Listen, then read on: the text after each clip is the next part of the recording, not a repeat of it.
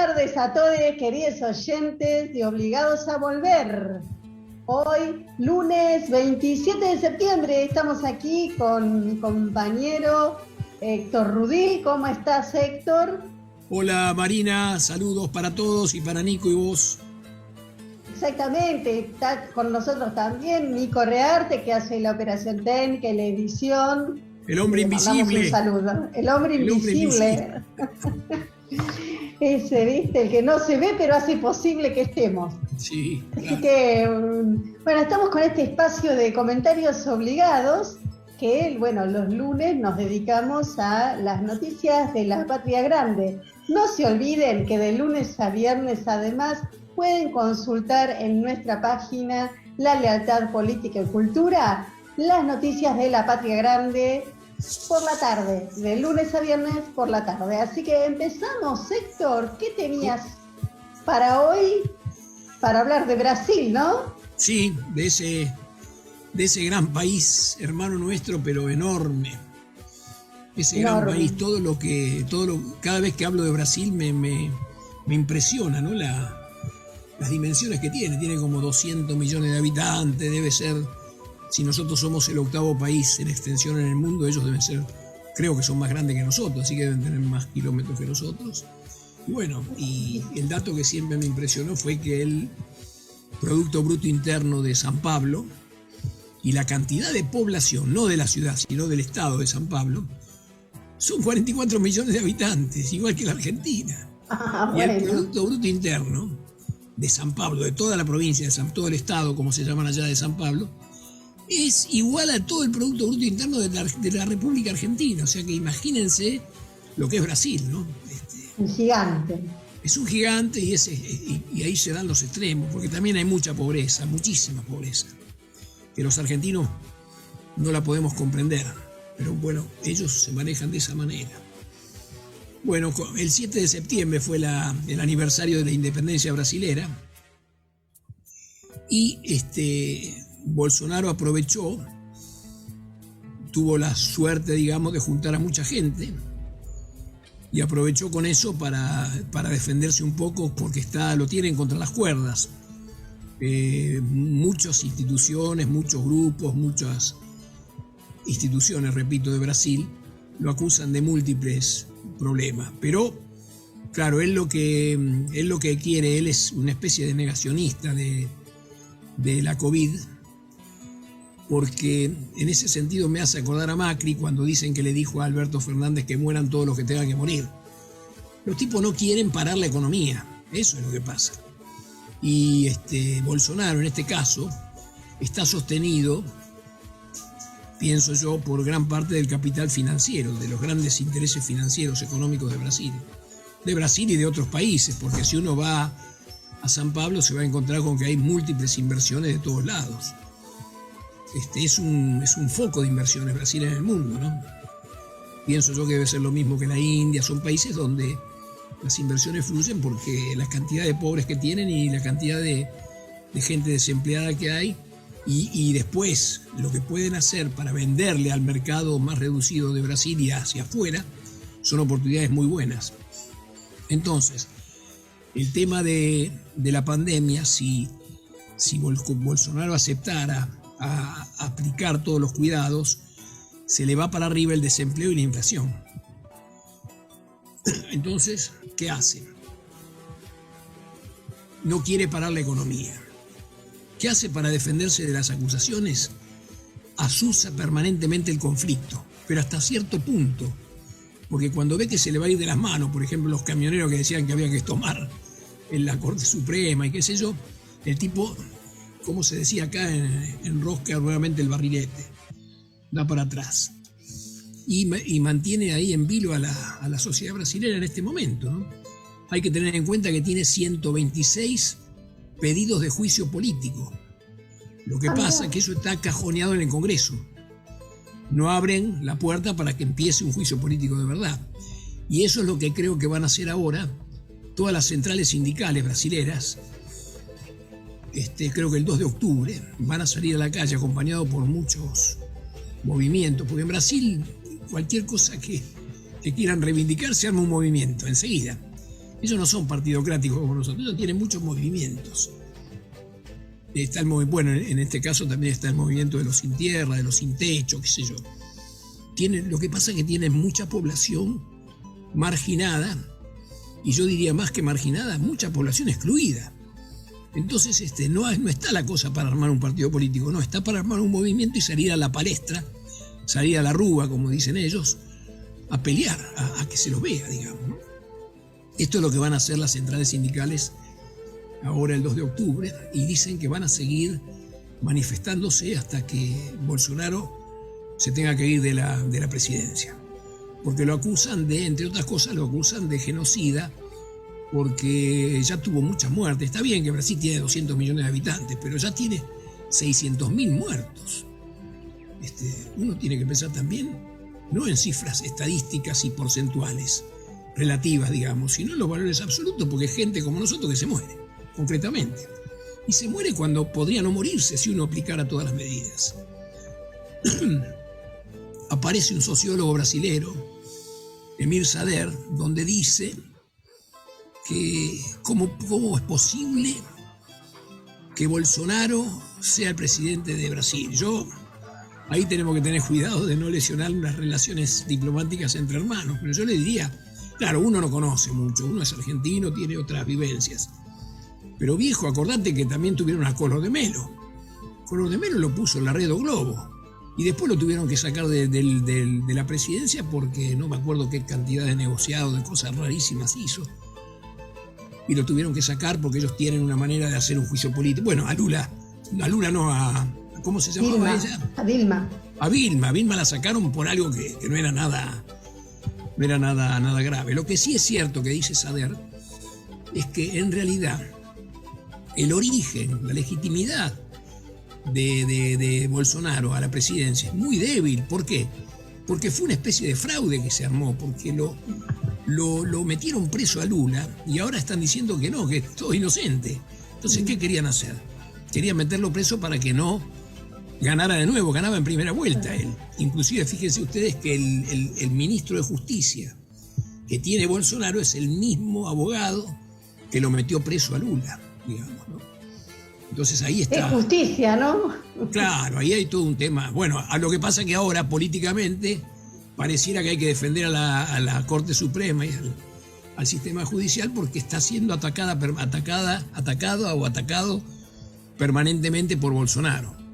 Sí. Porque Bolsonaro ve que las encuestas no le dan para el 23 y entonces se defiende de esa manera. Inclusive lo acusan de mitómano, porque ahí me hizo acordar otra vez a Macri, ¿no? Cuando dice que los 100.000 millones de dólares de deuda los hizo para pagar la deuda que había dejado Cristina, lo cual es una mentira total. Pero ¿cómo haces para que explicarle a la gente que eso es mentira?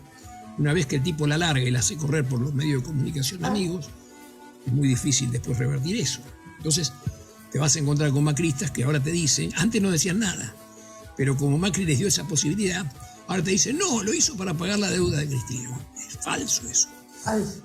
Y en el discurso que dio Bolsonaro en las Naciones Unidas, porque le tocaba a Brasil desempeñar la presidencia del cuerpo, se contradijo todo lo que los demás le echan en cara.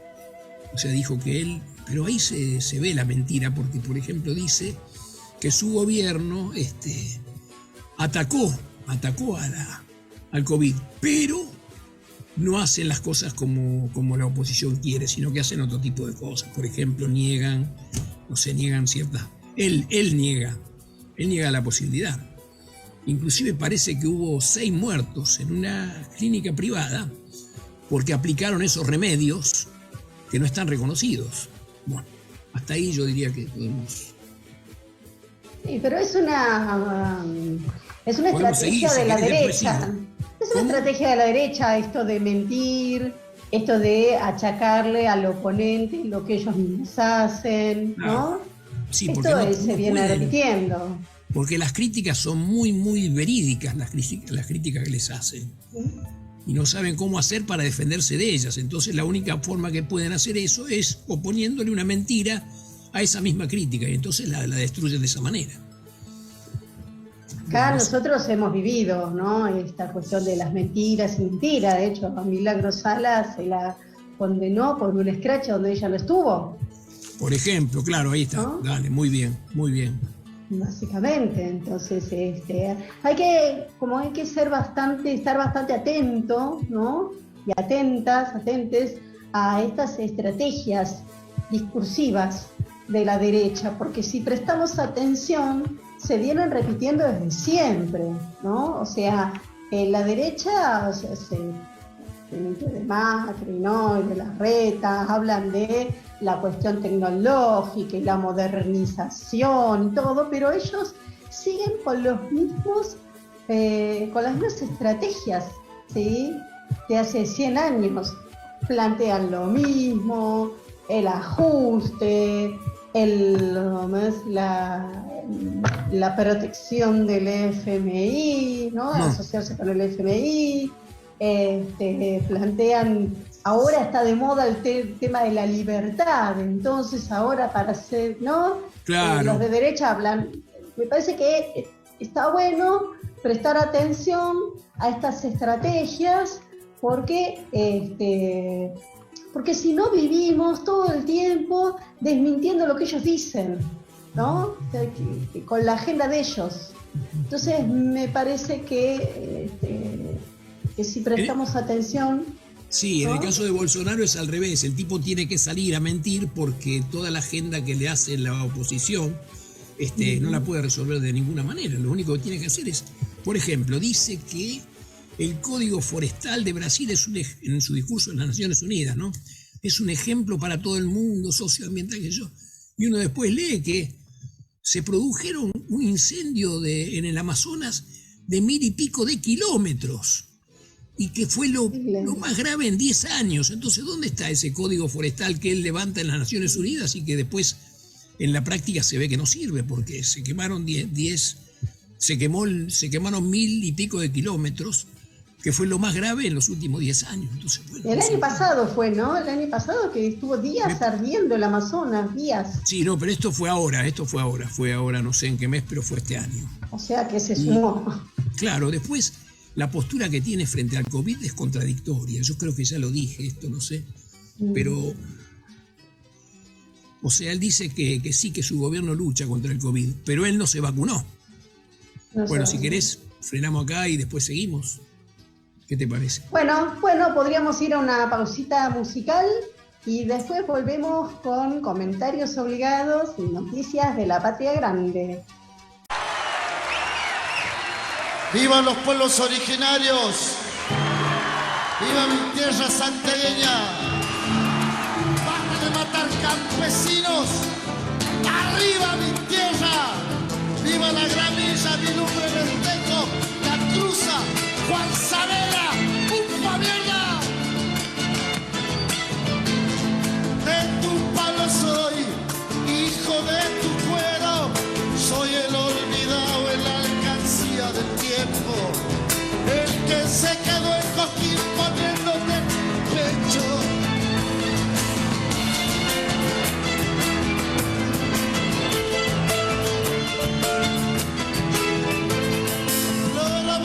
Soy silvestre de espumas, cuando el tren se va y no en los días la luna, pensando tal vez Santiago encuentre fortuna.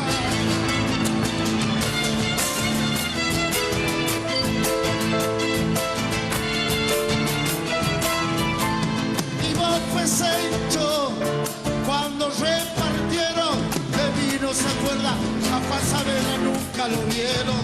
Loco que no es, de aquí que ya no tiene remedio.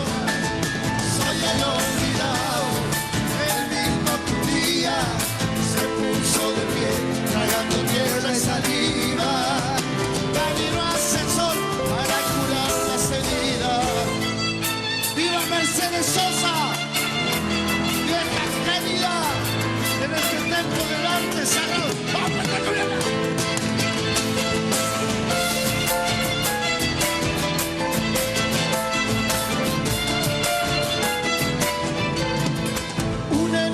Soy echando el salario, maestro de pie.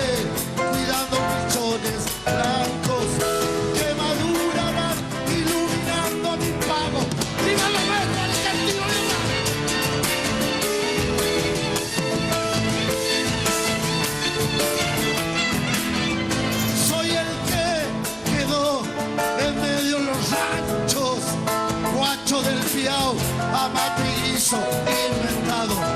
Hambre y rebelión fueron creciendo en mis manos.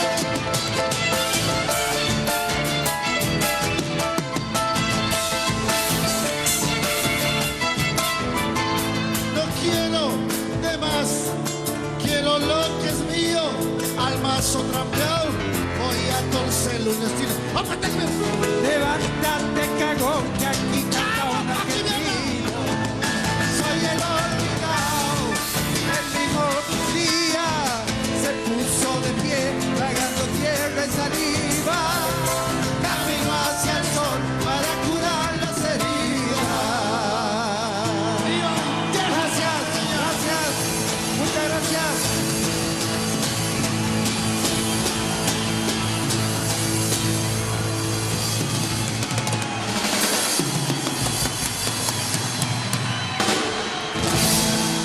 Señoras y señores, aquí está Petenco levantando sus brazos, como abrazándolos a todos ustedes.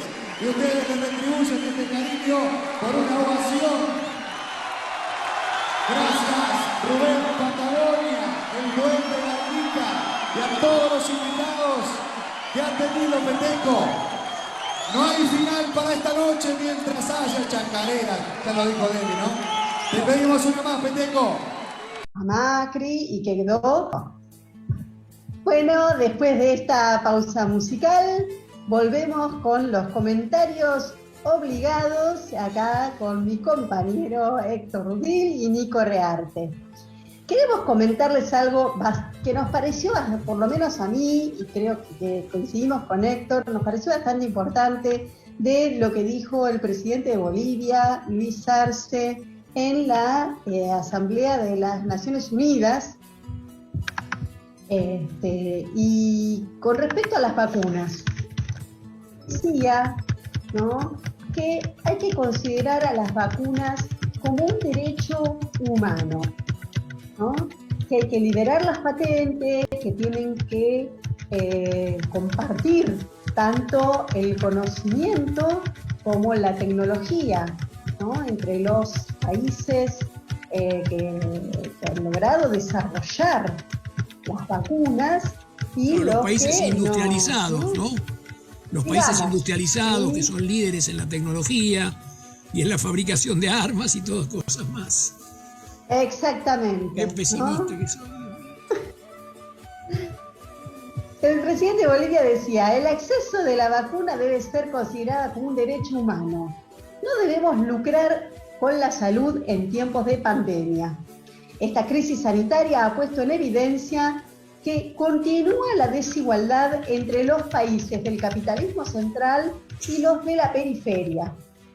Aludiendo al acceso a los fármacos contra la pandemia, el presidente enfatizó que las ambiciones de potencias impiden que el mundo combata eficientemente el virus. De acuerdo a la Organización Mundial de la Salud, solo el 30% de la población mundial que necesita vacunas ha recibido una dosis contra la COVID y apenas el 15% está vacunada.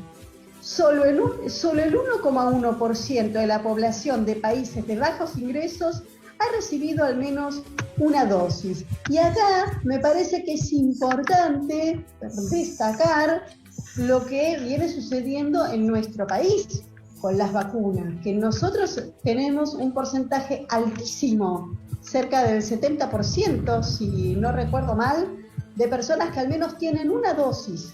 70% de la población de nuestro país, ¿no? Y además que ya se está produciendo en la Argentina la Sputnik, ¿sí?, con obviamente el apoyo tecnológico del gobierno del Instituto Gamaleya de Rusia, ¿sí?, y también Cuba está produciendo vacunas, ¿sí? Pero con todo lo que ha hecho la prensa hegemónica, periodistas que militaron contra la vacuna, pero sí se vacunaron ellos mismos y seguramente a sus familias, podríamos incluso haber tenido un porcentaje mucho más alto, porque realmente hay gente que no se ha querido vacunar. Yo creo que después, ¿no? Cuando la gente fue viendo que sus amigues, sus familiares o compañeros de trabajo se fueron vacunando y nadie empezó a hablar ruso, ni chino, ¿no? Ni le quedó pegado un elemento metálico, ¿no? Cierto, hasta eso llegaron a decir. Claro, y nadie se envenenó, al contrario, ¿no? Y no fueron solamente los periodistas, acordate de ¿cómo se llama? La Carrió. Bueno. Que dijo que era un envenenador, el presidente. Que era un envenenador. Lo denunció penalmente a nuestro presidente, porque decía que la vacuna era veneno. Y todavía siguen diciendo que la vacuna Sputnik no está aprobada cuando fue una de las primeras que se probó, ¿no? Entonces, es importante destacarlo, porque siendo uno de los países, como dice el presidente de Bolivia, de la periferia, uno de los países que no precisamente pertenecemos a lo que se llama el capitalismo central, ni nos podemos vanagloriar de ser un país industrializado y todo lo que ya sabemos. Sin embargo, y esto realmente es un logro, bueno, no me gusta esa palabra porque ya la repitió mucho el domador de reposeras, pero ha sido un logro importantísimo de este gobierno la vacunación, ¿no? Como decía el presidente de Bolivia acerca de las desigualdades, ¿no? Una de las cuestiones, aparte de esta desigualdad entre los países que evidenció la pandemia, otras desigualdades que se han evidenciado son entre las personas que pueden acceder, ¿no?, a un salario, a un trabajo, a una jubilación, y aquellas que no. O sea, que las desigualdades sociales se han profundizado, ¿sí?, tremendamente. Y una de los sectores de personas que peor la están pasando son aquellas que tienen que emigrar, que deciden migrar de sus países, ¿sí?, para buscar mejores condiciones de trabajo, de vida, ¿no? Y hablando del tema de las migraciones, que es un problema prácticamente mundial, porque en Europa es un problema, en América es un problema, ¿no? Los migrantes que desde México quieren ir a Estados Unidos, desde otro país, desde otros países como Haití, que Haití le está pasando tan mal y que fueron tan maltratados, ¿sí? Los migrantes haitianos. Se supo de una manifestación espantosa en Chile contra un campamento de migrantes venezolanos. Resulta que se hizo una manifestación a la cual también fueron autoridades chilenas, ¿no?, que decían terrible. No más migrantes. Terrible, Dios mío. De unas 5.000 personas dicen, esos son los números que aparecen en la prensa, pero lo terrible, lo más terrible, es que esa manifestación terminó con que agarraron pertenencias personales de los migrantes, eran migrantes venezolanos que estaban en un campamento, carpas, colchones, juguetes de niños, pañales, cochecitos de bebés, y los quemaron. Esa es la consecuencia de tantos años de neoliberalismo a partir de la dictadura de Pinochet. Exactamente, ¿no? Y de los Chicago Boys. Que además, ¿no?, fueron instalando, que acá también, ¿no? Acá también en la época del gobierno de Macri, no me gusta ni nombrarlo, pero del gato. Del gato, el domador de reposeras. Del domador de reposeras. Ahí está. Porque ¿para qué ofender a un animalito doméstico? No está mal. Como esta es una charla de café, bueno, dije. Claro, ¿no? Del domador de reposeras, vamos a ponerle. que en realidad no descansó en sembrar la xenofobia y el racismo también, ¿no? Y esta idea tan de la derecha de asociar a los migrantes con la delincuencia, con que quitaban el trabajo a las personas, ¿no? del país. Esto mismo viene sucediendo en Chile, ¿no? Pero ¿qué pasa? ¿No? En el caso particular de estos migrantes venezolanos, hay que decir que en el 2018 el presidente de Brasil, de Chile, Sebastián Piñera, fue, ¿sí?, a decir a una ciudad, creo que fue de Venezuela, que así como los venezolanos recibieron a los chilenos en la dictadura de Pinochet, los que tuvieron que exiliarse, Sí, él iba a recibir a los venezolanos, ya que en su país se vivía tan bien y que había trabajo y que era todo tan maravilloso, ¿no?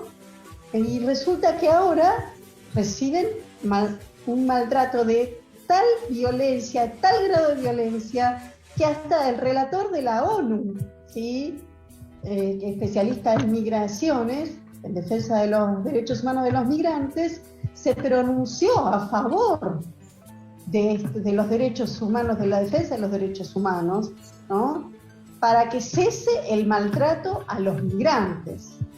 Esto me hace acordar que también acá en la Argentina se hizo algo por el estilo, porque se alentó la migración, ¿no? Es más, y esto me llegó de primera mano de una persona venezolana a la que le pasó esto. Resulta que, y ahí me enteré, ¿no?, justamente que a muchos venezolanos se los alentaba a venir en calidad de refugiados. Pero resulta que cuando sacaban el DNI de la Argentina, ya los beneficios de refugiados no los teníamos. Mirá qué trampa mortal. Y se nos está acabando un poco el tiempo, así que me parece que vamos a dejar para la próxima la situación con el tema del retiro, de un cuarto retiro de los fondos de pensiones también en Chile. Y lo vamos a dejar para la próxima porque es bastante importante, ¿sí?, este tema para trabajarlo bien. Así que bueno, nos vamos a despedir de todos ustedes. Héctor, ¿querés despedirte? Sí, cómo no. En todo caso, les recuerdo a todos que parece que el 2 de octubre va a haber manifestaciones en todo Brasil en contra de Bolsonaro, en diferentes ciudades, en diferentes plazas. Así que veremos qué pasa con eso. Bueno, me despido y muchas gracias por todo, a Nico, a vos. La semana que viene seguramente tendremos noticias acerca de esa manifestación, de esa mega manifestación. El 2 de octubre, no sé cuándo cae el 2 de octubre. Sábado, cae sábado. Ah. Este sábado. Ah. Y a ustedes les recuerdo que de lunes a miércoles tenemos los comentarios obligados aquí por nuestra página en Facebook, Obligados a Volver, programa radial, y los jueves el humor obligado. Y no se olviden también de lunes a viernes a la tarde o nochecita de visitar nuestra página La Lealtad Política y Cultura, donde van a encontrar publicadas noticias de la Patria Grande. Nos volvemos a encontrar el lunes. Sigamos cuidándonos porque la pandemia no terminó y la variante Delta está dando vueltas. Hasta el lunes. Chao.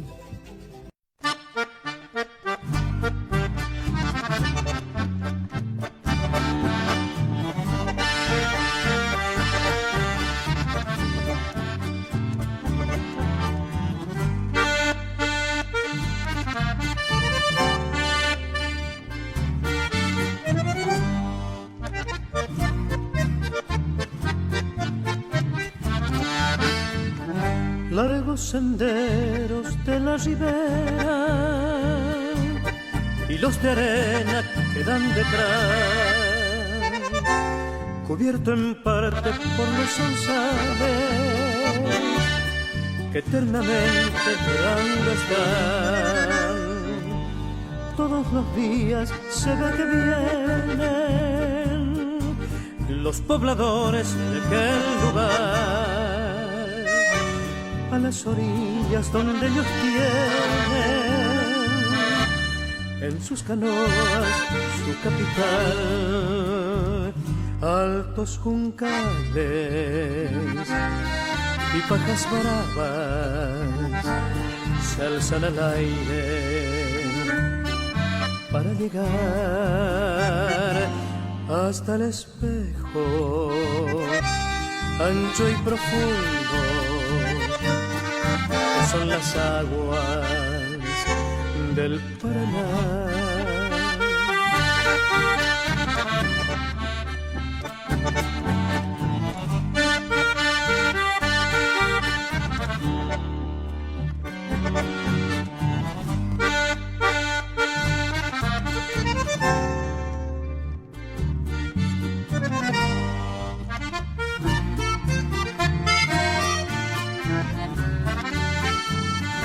Todas las noches bajo la luna, enamorada del Paraná, con sus amores novia de noche, entre sus brazos se navegará. Allá en mi rancho de ribereño forjé mil sueños que el río llevó. Con mi bagaje de suerte ingrata, hoy lloro ausencia en la canción. Altos juncales y pajas bravas se alzan al aire para llegar hasta el espejo ancho y profundo que son las aguas del Paraná.